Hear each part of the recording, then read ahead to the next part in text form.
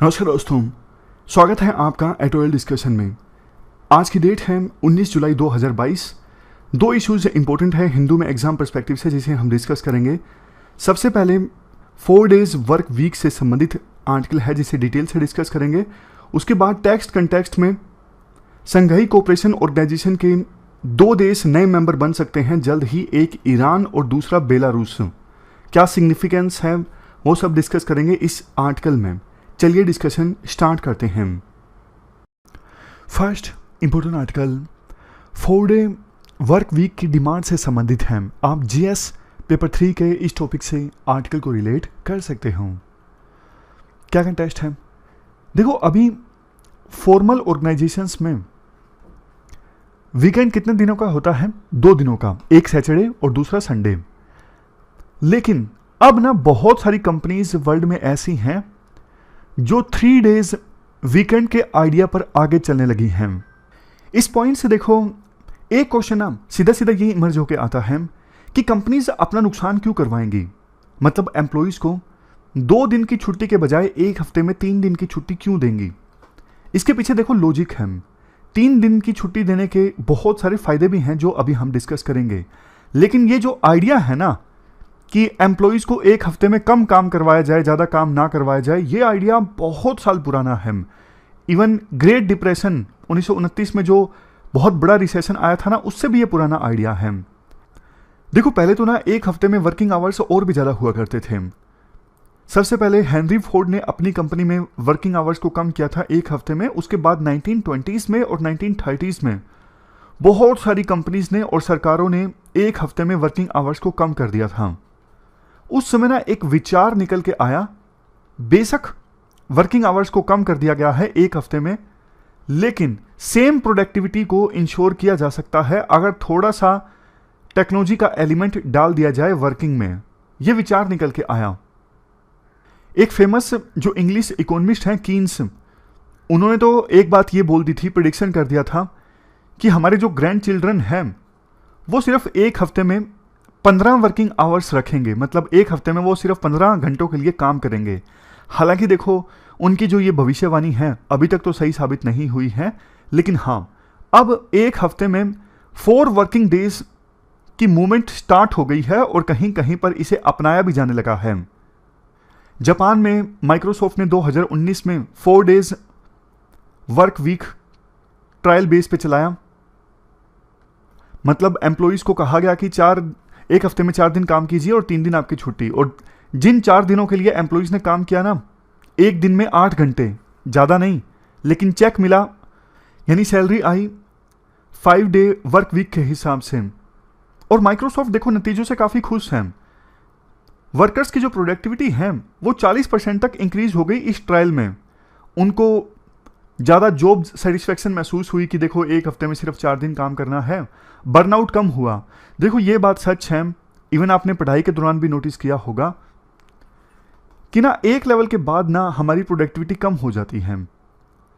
मतलब जैसे आप लगातार सीटिंग कर रहे हो पढ़ाई में, 1 घंटे के बाद, किसी की 2 घंटे के बाद, किसी की 3 घंटे के बाद में फिर प्रोडक्टिविटी है ना कम हो जाती है। फिर हम सामने किताब लेके भी बैठे रहें तो ज़्यादा प्रोडक्टिविटी आएगी नहीं। जब हाई प्रोडक्टिविटी थी तो 1 मिनट में मान लीजिए 1 पेज अच्छे से कवर कर रहे थे। जब लगातार बैठ बैठ के प्रोडक्टिविटी कम हो गई तो 5 मिनट में 1 पेज कवर करेंगे। माइक्रोसॉफ्ट जापान ने अपने नतीजों में यह कहा कि एक हफ्ते में 4 दिन काम करवाने से एम्प्लॉइज की जो एफिशिएंसी है वो बढ़ गई और ऑफिस की कॉस्ट भी कम हो गई। जैसे 23% इलेक्ट्रिसिटी का खर्चा बच गया एक एक्स्ट्रा छुट्टी देने से।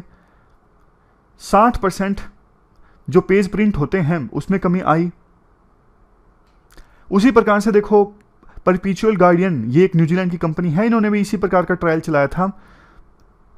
अपने ट्रायल में इन्होंने पाया कि वर्कर्स की जो प्रोडक्टिविटी है वो 20% तक बढ़ गई एक हफ्ते में अगर एम्प्लॉय से 4 दिनों के लिए काम करवाया जाता है।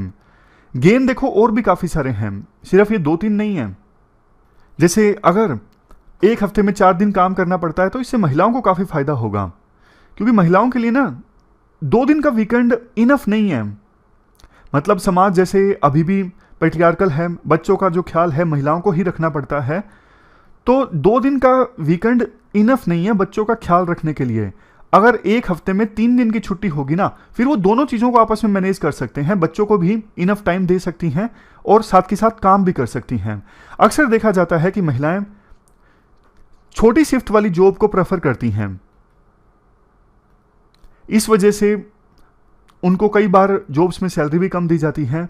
लेकिन अगर वर्किंग आवर्स उतने ही रहें और एक हफ्ते में 4 दिन के लिए काम करना है, तो इक्वल पे महिलाएं काम कर सकती हैं, उन्हें जॉब नहीं छोड़नी पड़ेगी। तो इससे महिलाओं को भी फायदा होगा, इससे ना इकोनॉमी को भी फायदा होगा। कैसे? देखो, इससे ना एम्प्लॉयमेंट जनरेट हो सकता है। फॉर एग्जाम्पल, कोई कंपनी ऐसी है जो बोलती है कि मुझे तो 7 दिन काम करवाना है कंपनी की आउटपुट को इंक्रीज करने के लिए, तो ऐसा हो सकता है कि एक एम्प्लॉय को एक्स्ट्रा हायर किया जा सकता है। मतलब एक तो मैं सिर्फ एग्जांपल दे रहा हूं कि एक हफ्ते में मान लीजिए कोई पोजीशन है, कंप्यूटर पे बैठना है, 4 दिन के लिए एक एम्प्लॉय बैठेगा, बाकी बचे हुए 3 दिन के लिए दूसरा एम्प्लॉय बैठेगा। और अगले हफ्ते ऐसा हो जाएगा कि जो एम्प्लॉय 3 दिन बैठा था वो 4 दिन बैठेगा, और जो एम्प्लॉय पिछले हफ्ते में 4 दिन बैठा था वो अगले हफ्ते में 3 दिन बैठेगा उस कंप्यूटर पर जिस पर काम करना है। तो एक्स्ट्रा एम्प्लॉयमेंट जनरेट हो रहा है, कंपनी के काम की आउटकम भी इंक्रीज हो जाएगी। अब आपके मन में आया होगा, अरे कंपनी को पैसा भी तो देना पड़ेगा ना, एक एक्स्ट्रा बंदा हायर करने के लिए देना पड़ेगा, लेकिन प्रोडक्टिविटी भी तो इंप्रूव हो गई ना। सोच के देखिए, वो बंदा जो एक हफ्ते में सिर्फ 4 दिन जिसे काम करना है और जिसे सिर्फ 3 दिन काम करना है, तो वो बहुत अच्छी प्रोडक्टिविटी के साथ काम करेंगे। तो कंपनी की प्रोडक्टिविटी काफी ज्यादा इंक्रीज हो गई, जिससे कि उनको लॉस नहीं होगा कम काम करवाने से, और रोजगार के अवसर ज्यादा पैदा होंगे। तो इससे इकोनॉमी बूस्ट होगी, ज्यादा लोगों को रोजगार मिलेगा तो वो ज्यादा पैसा खर्च करेंगे, डिमांड जनरेट होगी इकोनॉमी में, उस डिमांड की पूर्ति के लिए फैक्ट्रीज ज्यादा प्रोड्यूस करेंगी और जीडीपी में कंट्रीब्यूशन बढ़ेगा। ऐसा देखो ग्रेट डिप्रेशन के दौरान हुआ था। ग्रेट डिप्रेशन के बाद ना यूएस ने न्यू डील लॉन्च की थी। यूएस सरकार ने उस समय एक आदेश ये दिया था कि अगर कोई भी कंपनी किसी वर्कर से एक हफ्ते में 40 घंटे से ज्यादा काम करवाती है ना, तो फिर उसके लिए ओवर टाइम पे करना होगा। ओवर टाइम पे किया जाने लगा वर्कर्स को, उनके पास ज्यादा पैसे आने लगे, मतलब उनका इनकम लेवल बढ़ा, और जिसकी वजह से डिमांड जनरेट हुई और इकोनॉमी पटरी पर आई ग्रेट डिप्रेशन के बाद में। और अब भी देखो, कोविड-19 की महामारी का बाद से कुछ लोग बोल रहे हैं कि इकोनॉमिक सिचुएशन काफी खराब है यूएसए की, और वर्ल्ड में फिर से एक रिसेशन आ सकता है। तो अगर 4 डेज ए वीक होता है, मतलब वर्किंग डेज 4 होते हैं एक हफ्ते में, तो ज्यादा लोगों को रोजगार मिल सकता है। और जो रिसेशन की सिचुएशन कुछ एक्सपर्ट्स बोल रहे हैं, या फिर इकोनॉमी की सिचुएशन अच्छी नहीं है, उसे एड्रेस किया जा सकता है। अब इसके बाद देखो कुछ चैलेंजेस की बात की जाती है। राइटर कहते हैं, देखो आइडिया तो अच्छा है, लेकिन 4 डे वर्क वीक ये जो आइडिया है ना, हर सिचुएशन में एप्लीकेबल नहीं है। जैसे सर्विस सेक्टर में चैलेंजेस हैं, खास करके छोटी छोटी फर्म्स में। फॉर एग्जांपल, एक हेयर ड्रेसर है। अब ऐसा नहीं है ना कि एक हेयर ड्रेसर एक हफ्ते में सिर्फ 4 दिन अगर काम करेगा तो उन 4 दिनों में वो ज़्यादा बाल काट देगा। नहीं, ऐसा नहीं है। उसी प्रकार से कोई सेल्स प्रोफेशनल है, अगर उसके वर्किंग आवर्स कम हो सकेंगे तो वो कम लोगों से बात कर सकेगा। तो ये कुछ एग्जाम्पल्स हैं जिससे ये लगता है कि हर फर्म को फायदा नहीं होगा 4 डे वर्क वीक से। कुछ फर्म्स ऐसी हैं जहां पे इस आइडिया को नहीं इंप्लीमेंट किया जा सकता, उनको नुकसान होगा अगर इस आइडिया को इंप्लीमेंट किया जाता है। यूके में एक थिंक टैंक है, सेंटर फॉर पॉलिसी स्टडी। इन्होंने ना कॉस्ट निकाली कि अगर पब्लिक सेक्टर एम्प्लॉइज यूके में सिर्फ एक हफ्ते में 4 दिन के लिए काम करते हैं तो कितना नुकसान होगा, निकाला गया। इससे यूके की सरकार का जो एक्सपेंडिचर है वो 17 बिलियन पॉन्ड्स जो है वो बढ़ जाएगा। एक और ड्रॉबैक इस चीज का, अगर एम्प्लॉइज एक हफ्ते में सिर्फ 4 दिन के लिए काम करते हैं तो उन्हें एक दिन में फिर 10 घंटे के लिए काम करना होगा, 10 आवर्स के लिए, ना कि 8 आवर्स के लिए। तो राइटर कहते हैं फिर फायदा क्या हुआ? अगर वो एक दिन में 10 घंटे के लिए काम करते हैं तो फिर तो वही स्ट्रेस, वही दिमाग में उथल पुथल और सेटिस्फेक्शन जो है वो कम हो जाएंगी। तो फिर प्रोडक्टिविटी कैसे इंक्रीज होगी इस सिचुएशन में? इसके बाद आर्टिकल में पॉइंट आता है, देखो इस ग्रोइंग ट्रेंड को रिकॉग्नाइज करते हुए सेंट्रल गवर्नमेंट ने भी हाल ही में नए लेबर कोड्स रिलीज किए थे, जिसमें एक प्रोविजन ये किया गया है कि कंपनीज 4 डे वर्क वीक का फ्लेक्सिबल प्रोविजन दे सकती हैं अपने एम्प्लॉयज़ को और वर्कर्स को। और जब एक हफ्ते में एम्प्लॉयज़ को 4 दिनों के लिए काम करना है तो कोड में ये कहा जाता है, फिर रिक्वायरमेंट ये होगी कि एक हफ्ते में कम से कम 48 आवर्स काम जरूर होना चाहिए, यानी हर वर्किंग डे 12 घंटे का काम। ये तो बहुत ज़्यादा हो गया, इससे प्रोडक्टिविटी नहीं इंक्रीज होगी, ये सेंट्रल गवर्नमेंट को सोचना चाहिए। एक हफ्ते में 4 दिन काम करवाने का मतलब ये है कि प्रोडक्टिविटी को इंक्रीज करना और एम्प्लॉयज़ को राहत पहुंचाना थोड़ी, लेकिन अगर एक दिन में वो 12 घंटे काम करेंगे तो कैसे फिर प्रोडक्टिविटी इंक्रीज होगी? इंक्रीज होना तो सोचिए, छोड़िए, कम हो जाएगी बल्कि। इसलिए जो ड्राफ्ट कोड है ना, उसको एक बार फिर से रिकंसिडर करना चाहिए कि नंबर ऑफ डेज के साथ साथ एक दिन में जो वर्किंग आवर्स है ना, उन्हें कम किया जाए, तभी जाके लेबर प्रोडक्टिविटी इंक्रीज होगी। लास्ट में आर्टिकल में ये बोला जाता है कुछ देश ऐसे हैं जैसे आइसलैंड, जहां पे अभी 86% एम्प्लॉयज़ को ये अधिकार है कि वो एक दिन में चाहे तो 4 डे वर्क वीक के हिसाब से काम कर सकते हैं। और देखो एक कानून है, मतलब सॉरी कानून कह रहा हूँ, एक लॉ है, पार्किंसन लॉ, मतलब वैसा कानून नहीं है जो पार्लियामेंट ने बनाया है, ये वैसा लॉ है। जैसे मैं आपको एग्जांपल देके बताता हूँ। मान लीजिए आपको ना पॉलिटी की रिवीजन करनी है, आपके पास 6 घंटे हैं, तो आप ना उसी हिसाब से रिवीजन करोगे कि मेरे पास 6 घंटे हैं, आपको पॉलिटी की रिवीजन करनी है। लेकिन मान लीजिए कल ही एग्जाम है प्री का और आपके पास सिर्फ 1 घंटा है रिवीजन करने के लिए, तो आप 1 घंटे में भी रिवीजन कर दोगे। इसका मतलब क्या है? इसका मतलब ये है कि हम ना टाइम के हिसाब से ना काम को एक्सपेंड कर लेते हैं, समझ गए? मतलब आपने शेड्यूल बनाया कि मुझे स्पेक्ट्रम खत्म करनी है एक दिन में, आपको पता है मेरे पास सिर्फ 24 घंटे हैं, तो आपकी प्रोडक्टिविटी थोड़ी ज़्यादा आ जाएगी, आप थोड़ा जल्दी जल्दी काम करने लगोगे, माइंड में टाइम वेस्ट कम करोगे। आपको पता है डेडलाइन है 1 दिन का, 2 दिन की डेडलाइन है, तब भी आप उसी हिसाब से काम कर लोगे, अपने काम को एक्सपेंड कर लोगे। 3 दिन की आपके पास डेडलाइन है तो भी आप अपने काम को एक्सपेंड कर लोगे, थोड़ा थोड़ा करके काम करोगे, अभी तो है ना टाइम। तो ये है पार्किंसन लॉ। ये पार्किंसन लॉ हमने इसलिए डिस्कस किया क्योंकि देखो सेंट्रल गवर्नमेंट को अपना जो आइडिया है ना, एक हफ्ते में एक दिन में 12 घंटे वाला काम, उसे रिकंसिडर करना चाहिए।